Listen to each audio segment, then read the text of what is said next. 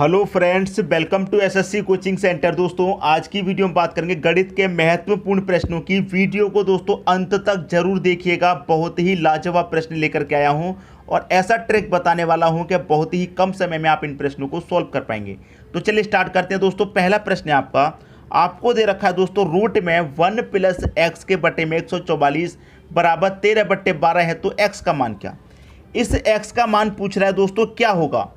बड़ा प्रश्न आपको लग रहा है। अगर मैं कहूं कि ये बड़ा प्रश्न बिल्कुल भी नहीं है, आप इसे 5 सेकंड में कर देंगे। अगर मैं कहूं कि इसे आप 5 सेकंड में कर देंगे तो आप इसे क्या कहेंगे। आप बोलेंगे सर आप हमको सिखा रहे हो जादुई ट्रिक। क्या सिखा रहे हो दोस्तों? जादुई ट्रिक सिखा रहे हैं हम आपको। जादुई ट्रिक, एक ऐसी ट्रिक जिससे कि 5 सेकंड में आंसर आ जाएगा। हम आपको पहले भी जादुई ट्रिक सिखाते हुए आए हैं, फिर से सिखा रहे हैं। कमेंट बॉक्स में जरूर बताइएगा कि जादुई ट्रिक आपको कैसी लगती है। ठीक है, अब देखिए मैं आपको 2 तरीके से बता दूंगा। आपको कभी भी ऐसा प्रश्न मिले, कभी भी आपको करना क्या है, ऊपर वाली जो संख्या है इसका स्क्वायर कीजिए, नीचे वाली जो है इसका भी स्क्वायर कीजिए, दोनों का स्क्वायर कीजिए। आप 13 का स्क्वायर करेंगे कितना होता है? 169 होता है। 12 का स्क्वायर करेंगे 144 होता है। दोनों का कर देंगे आप अंतर। भाई 169 में से 144 को घटाया, कितना आया? 25।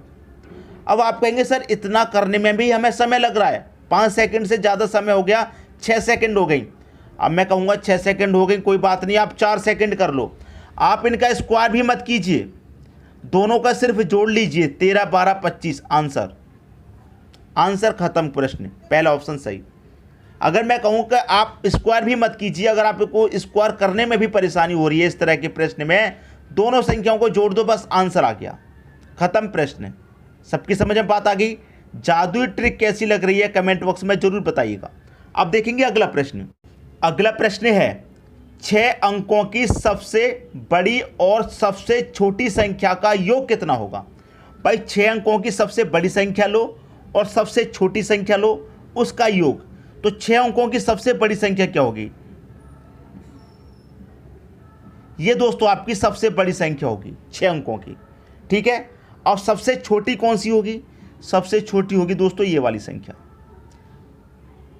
ये छोटी संख्या है, हमेशा याद रखना। चाहे 6 अंक की कहे, चाहे 5 अंक की, चाहे 4 अंक की, उसमें आप सबसे बड़ी संख्या लिखेंगे तो 9 9 लगा दीजिए। सबसे छोटी लिखेंगे 1 के बाद 0 लगा दीजिए। जैसे आपसे 3 अंक की संख्या पूछ ले तो 3 9 लगा दीजिए ऊपर, ये सबसे बड़ी हो गई। और 3 अंक की सबसे छोटी संख्या ये हो जाएगी। इससे छोटा लाएंगे तो 99 हो जाएगा, वो 2 अंक की संख्या हो जाएगी। इससे छोटा 99 2 अंक की हो जाएगी। तो 100 सबसे छोटी संख्या है 3 अंक की। आगे बात समझ में। इनका आपसे क्या पूछ रहा है? योग। तो योग करना है, बस जोड़ देना है, आंसर आ जाएगा। जोड़ दीजिए 9 9 9 9 9 9 और 1 10, ये आपका आंसर। एकदम से जादू सिखाने वाले हैं दोस्तों, वीडियो को अंत तक देखते रहिए, जादुई ट्रिक सिखाने वाले हैं। अब देखेंगे अगला प्रश्न। अगला प्रश्न है, प्रश्न बहुत ही बढ़िया है दोस्तों, इसको थोड़ा ध्यान से बारीकी से समझना है। 0359 इन अंकों से बनी 4 अंकों की छोटी संख्या क्या होगी। आपको 4 संख्या है 0359, इन 4 अंकों से सबसे छोटी संख्या कौन सी बनेगी वो आपको बतानी है। कौन कौन सी संख्या है दोस्तों आपके पास? 0 है, 3 है, 5 है और 9 है। इनसे क्या करना है? सबसे छोटी संख्या। तो आप बोलेंगे सबसे छोटी संख्या तो यही है 0359। ठीक है, लेकिन इसमें 0 का इस्तेमाल तो है ही नहीं। क्यों नहीं है? क्योंकि किसी संख्या से पहले अगर आप 0 लगा रहे हैं तो 0 का कोई महत्व नहीं है। तो यहाँ पर तो 0 का महत्व दे रखा है संख्या 4 में। टोटल 4 संख्याएं हैं, संख्या 4 में आपको 0 का महत्व दे रखा है। समझ में आ रही है बात। तो आप किसी भी संख्या से पहले आप ऐसा नहीं कर सकते कि 0539 कर दो। 0 पहले अगर आप लाएंगे तो 0 का पहले लगाने से कोई महत्व नहीं होता, लेकिन यहाँ पर हमको इसको 0 का महत्व देना है। सबसे छोटी संख्या बनानी है 4 अंकों की। सबकी समझ में बात आ गई। तो ऐसा प्रश्न बनता है तो उसमें क्या करेंगे, इस 0 को पहले मत लगाइए, 0 को बाद में लगा दीजिए दूसरे नंबर पे। जो बाकी की संख्याओं में संख्याएं दे रखी है सबसे छोटी उसे लीजिए। तो सबसे छोटी संख्या आपको दे रखी है 3, 3 5 9 में सबसे छोटी 3 है, 3 ले ली। अब 0 को दूसरे नंबर पे भेज दो। अब पहले तो नहीं आ रहा 0, अगर पहले आता है तो इसका कोई महत्व नहीं होता, आप जानते हैं। अब 0 पहले नहीं है, मैंने बाद में दे दिया। ठीक है, सबसे छोटी संख्या 3 थी, मैंने 3 ले ली, उसके बाद में 0 रखा। अब कौन है दोस्तों, 5 है, 5 लेंगे। 5 से बड़ी कौन है, 9, 9 लेंगे।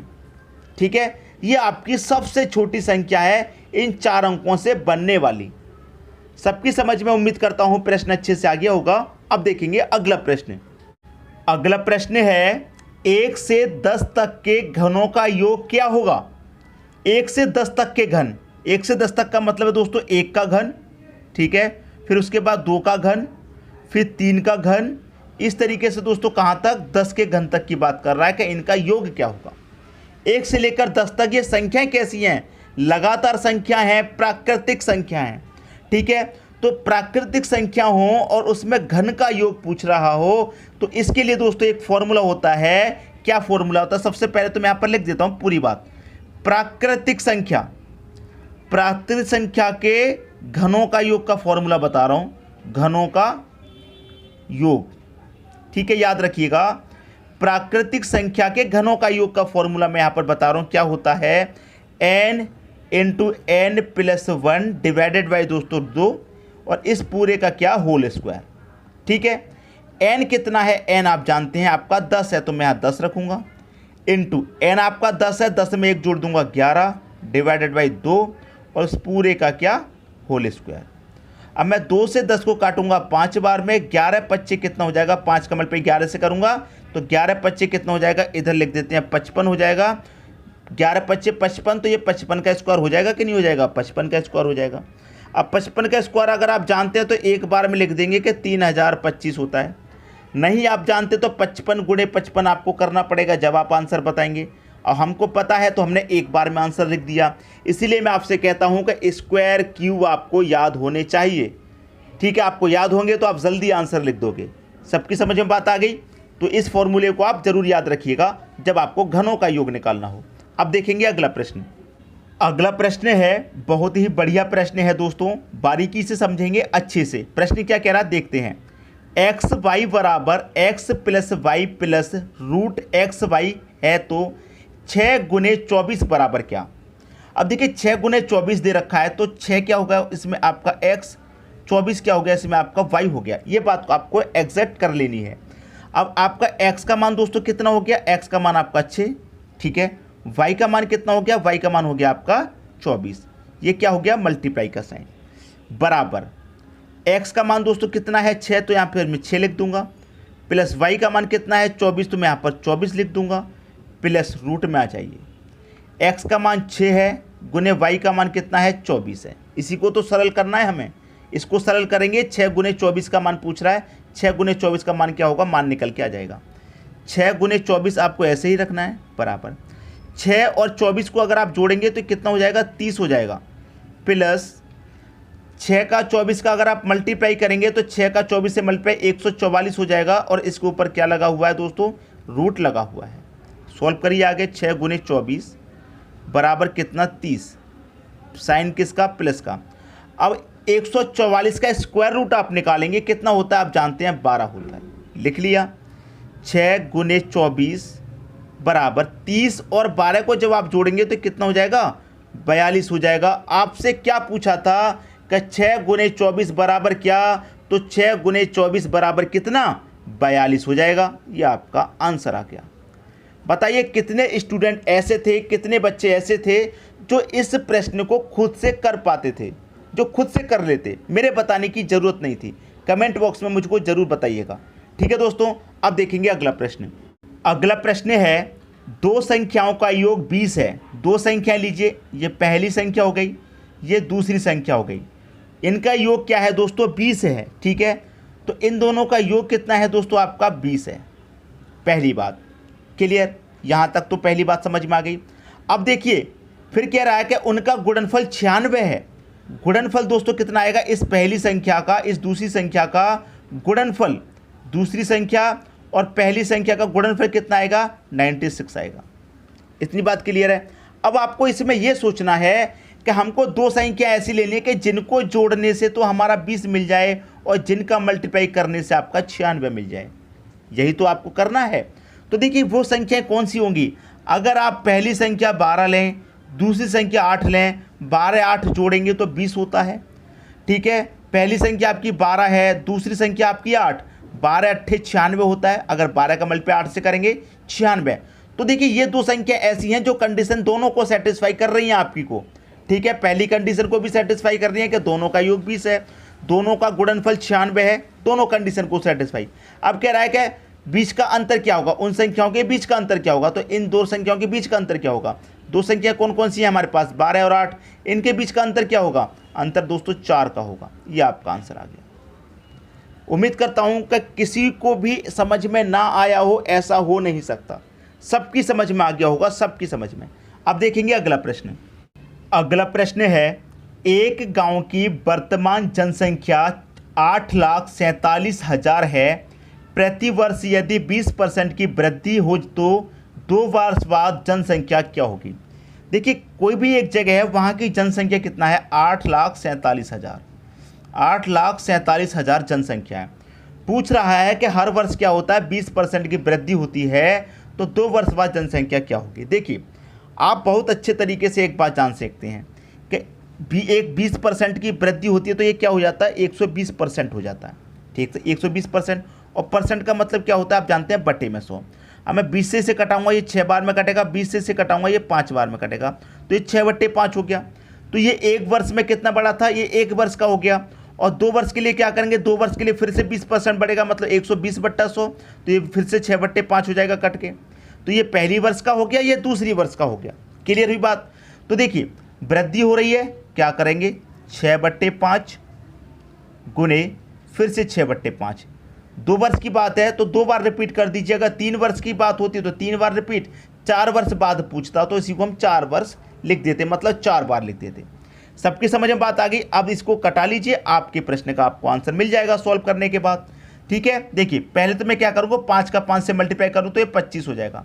25 से कटा दूँ इसको पूरे को सीधा एक बार में, ठीक है। 25 से कटाऊँगा, 25 तिरिक का 75 कटेगा, 9 बचेगा दोस्तों 97, 25 तिरिक का 75, 22 बचेगा, 22 में 0 जोड़ देंगे 220, तो 25 अट्ठे 200 कटेगा, 20 बचेगा, फिर से एक और 0 आपस में जोड़ देंगे 200, 25 अट्ठे 200 कटेगा, एक क्या बचा, 0, ठीक है। अब इतना बचा है, मल्टीप्लाई में देखिए 33 88 0, मल्टीप्लाई में कितना है 6, फिर मल्टीप्लाई में 6, यही तो संख्या है।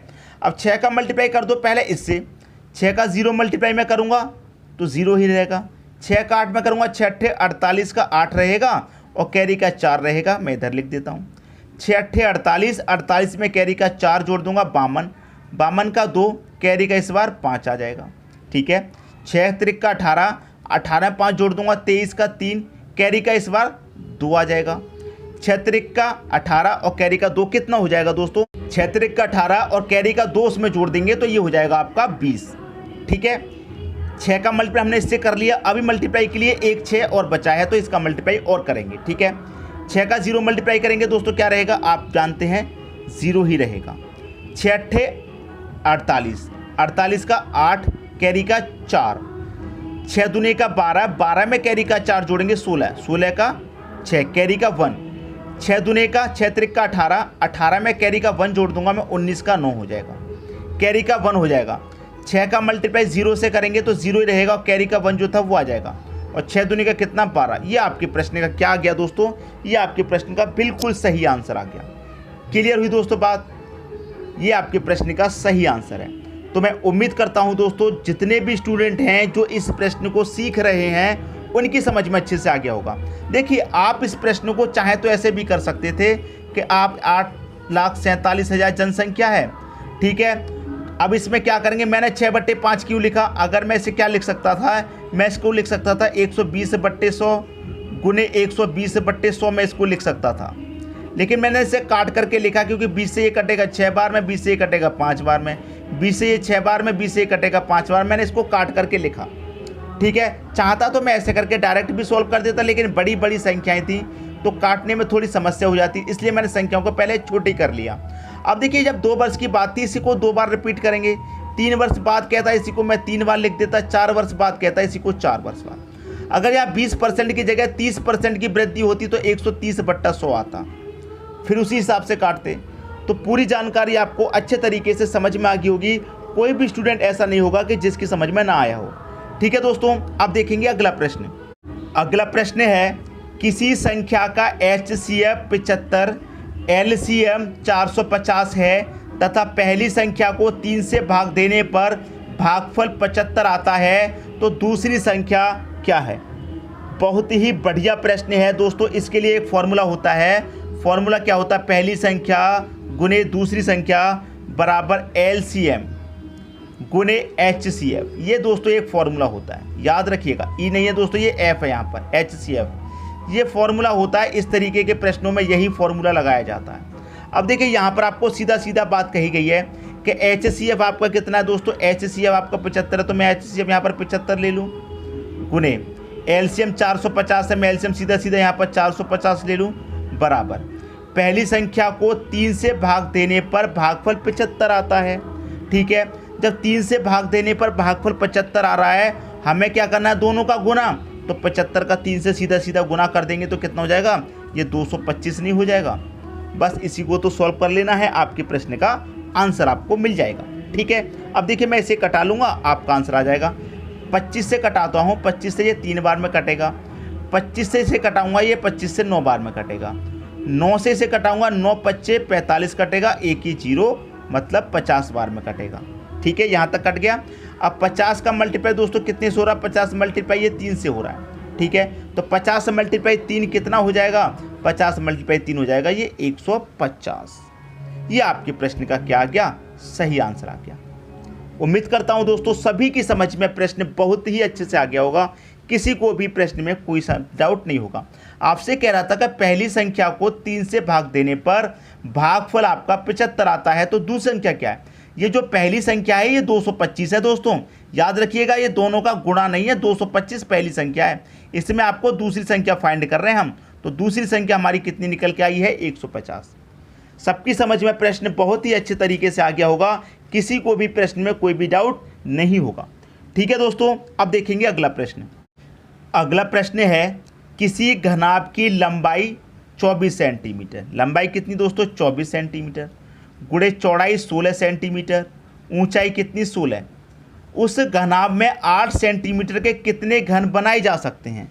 8 सेंटीमीटर के दोस्तों कितने घन बनाए जा सकते हैं, तो 8 गुने 8 गुने 8 रख दीजिए, बस आ गया आपका आंसर। कटा लो बस, 8 दूने का 16, 8 दूने का 16, 8 त्रिक का 24, 3 दूने का 6, 6 दूने का 12, 12 घन बनाए जा सकते हैं। ये आपका आंसर, कितने घन, 12 घन, ये आपका आंसर आ गया। सबकी समझ में आ गई बात भाई। 24 सेंटीमीटर, 16 सेंटीमीटर, 16 सेंटीमीटर आपने लिख लिया, कितने घन बनाए जा सकते हैं, 8 सेंटीमीटर के। 8 की जगह अगर पूछता कि 9 सेंटीमीटर कितने बनाए जा सकते हैं, तो 9 गुने 9 गुने 9।